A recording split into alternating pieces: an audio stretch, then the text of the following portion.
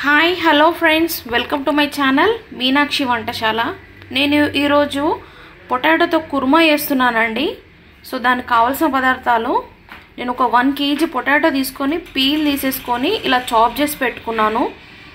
So chop చేసే ముందు నేను కాస్త సాల్ట్ వాటర్లో యాడ్ చేశాను పొటాటోని. తర్వాత తీసుకొని నీట్గా చాప్ చేసి పెట్టుకున్నాను. ఇలా కాస్త 2-3 బిర్యానీ ఆకు, కాస్త చెక్క వేస్తున్నాను, ఒక 2 లవంగాలు.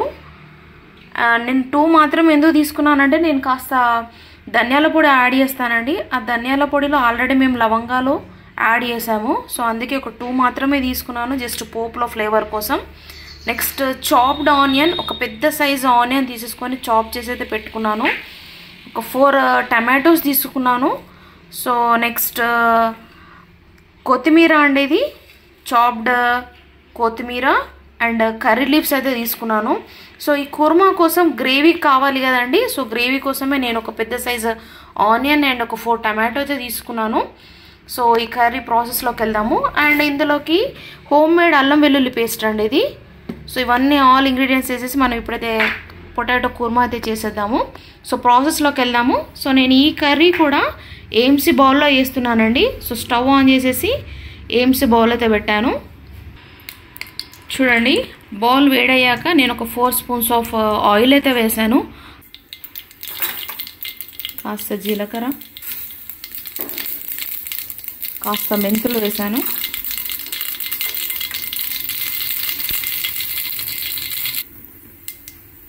చూడండి, ఇవి కాస్త ఫ్రై అయ్యాక ఆనియన్ అయితే వేసేద్దాము.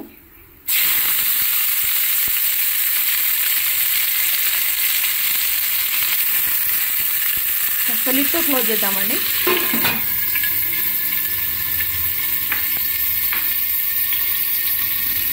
సో ఆనియన్ వేసాక లిడ్తో క్లోజ్ చేసేసాం కదా. చూడండి రీడింగ్ ఎంత ఫాస్ట్గా మూవ్ అవుతుందో.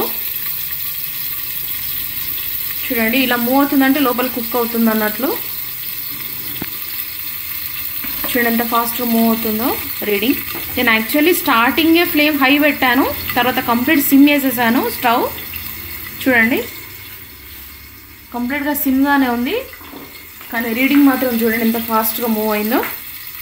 ఈ ఫాస్ట్ కుకింగ్ బౌల్స్ అండి. చూడండి చూడండి ఎలా బ్రౌనిష్ వచ్చాయో ఆనియన్.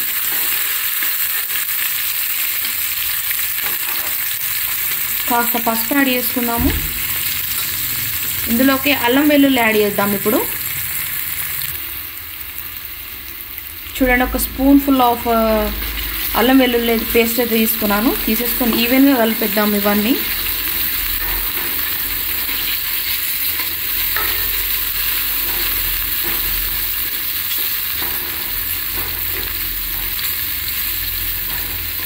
ఇప్పుడు చాప్ చేసేసుకున్న టమాటోస్ వేద్దామండి. ఇప్పుడు నేను చాప్ చేసుకున్న టమాటోస్ అండ్ కర్రీ లీవ్స్ అయితే వేసాను. కాస్త కలిపేసుకుందాము.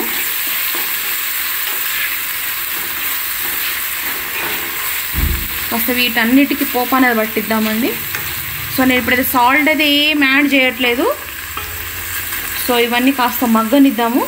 లిడ్తో క్లోజ్ చేద్దాము. మగ్గనిద్దాం కాస్త. చూడండి 90 degrees వరకు అయితే వచ్చింది రీడింగ్. సో ఇప్పుడు లిడ్ తీసి చూద్దాము. చూడండి ఎంత ఈవెన్గా కుక్ అయిందో.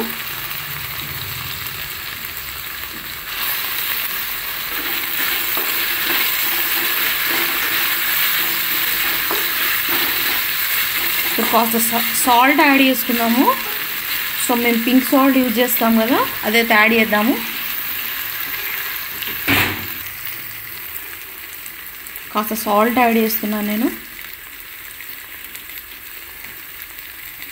సో ఇందాక మనం ఇవి తీసుకున్నాం కదండి, ఇవి కూడా యాడ్ చేసేసుకుందాము.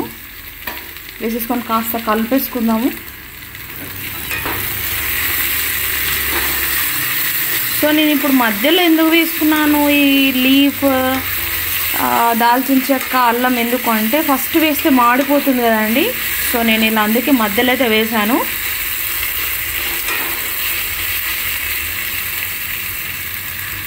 సో చూడండి ఇలా మగ్గిన తర్వాత ఇప్పుడు చాప్ చేసేసుకున్న పొటాటోస్ వేద్దాం. పొటాటోస్ వేసాను. సో ఈవెన్గా కలిపేసేసి లిడ్తో క్లోజ్ చేద్దామండి. సో నేను ఇప్పుడైతే కాస్త సాల్ట్ యాడ్ చేశాను కదా, ఆ సాల్ట్తోనే ఇవి మ్యాక్సిమం మగ్గిపోతాయి. సో కావాలంటే కాస్త మనం తర్వాత సాల్ట్ యాడ్ చేసుకోవచ్చు.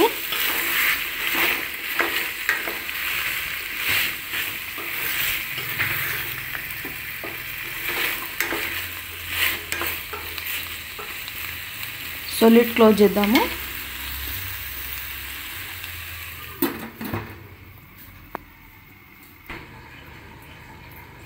చూడండి 98 వరకు వచ్చింది కదా రీడింగ్, తీసి చూద్దాము.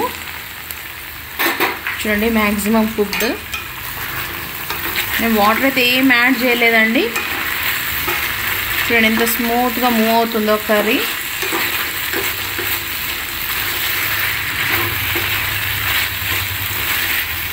ఇప్పుడు కాస్త చిల్లీ పౌడర్, కారపొడి, ధనియాల పొడి యాడ్ చేసుకుందాము. 2 స్పూన్స్ కారం,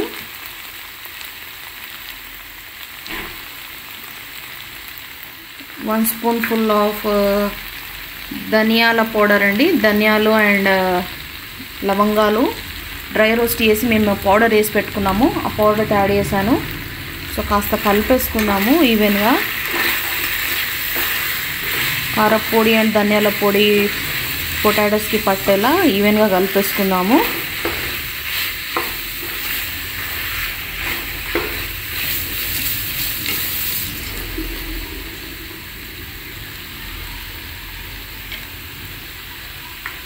చూడండి మంచిగా పట్టుకున్నాయి కదా. ఇప్పుడు కాస్త వాటర్ అనేది యాడ్ చేద్దాము.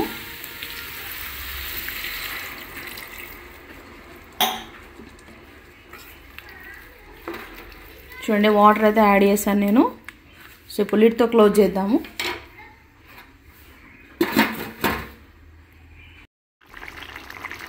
చూడండి ఆయిల్ అనేది బయటకు వచ్చిందండి. అంటే దీని మీనింగ్ మనకి కర్రీ బాయిల్డ్ అండ్ కుక్డ్ అన్నమాట. చూడండి పీస్ అనేది ఎంత స్మూత్గా బాయిల్ అయిందో చూడండి. చూడండి మనకి వేరే బౌల్స్లో అయితే కంప్లీట్గా స్మాష్ అవుతుంది. సో ఈ బౌల్ స్పెషాలిటీ ఏంటంటే బాయిల్డ్ అవుతుంది బట్ కంప్లీట్గా స్మాష్ అవ్వదు. చూడండి మనం చాప్ చేస్తే కానీ ఇలా స్మాష్ చేస్తే కానీ అవ్వదు. అంటే మనం ఎలా చాప్ చేసేదైతే వండుకుంటున్నామో వెజిటేబుల్స్ అలాగే ఉంటాయి, ఎక్కువ మట్టుకు స్మాష్ అవ్వవు. సో ఈ బౌల్ స్పెషాలిటీ అదండి. సో ఇప్పుడైతే మనకి కర్రీ రెడీ కదండి. సో కాస్త మనం తీసుకున్న కొత్తిమీర అయితే యాడ్ చేద్దాము.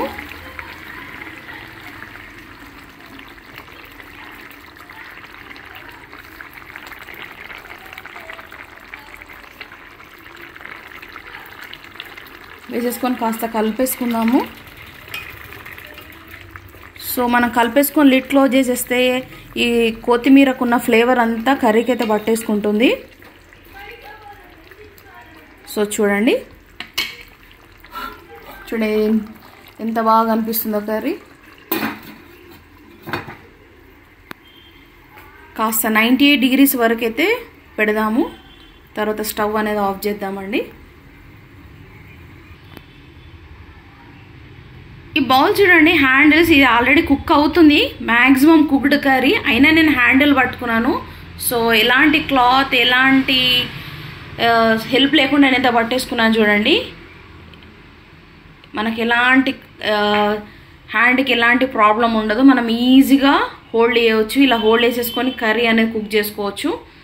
సో చూడండి 98 వరకు అయితే వచ్చింది కదా. చూడండి ఇంత ఫాస్ట్గా మూవ్ అవుతుందో రీడింగ్.